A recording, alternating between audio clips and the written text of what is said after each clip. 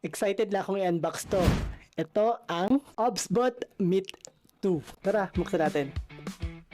So inside the box, syempre kasama yung kanyang manual.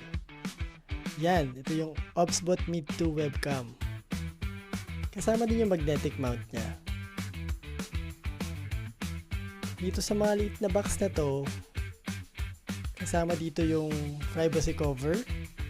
Yan, pang takip para sa privacy. USB-C cable. Kasama na rin yung USB-C to USB-A adapter. So yan, pwedeng portrait, pwedeng landscape. So ito guys, nakakabit na nga siya ngayon. At yan, tatry natin siya ngayon. So ito na yung preview niya. Yan, nakikita nyo, sobrang linaw, di ba? Okay, now susubukan natin mag-record directly dito sa OBSBot webcam. Yan, recording na tayo. Hello! So, yun nga, pwede mo siyang gamitan ng hand gesture. So, mag-auto framing na siya.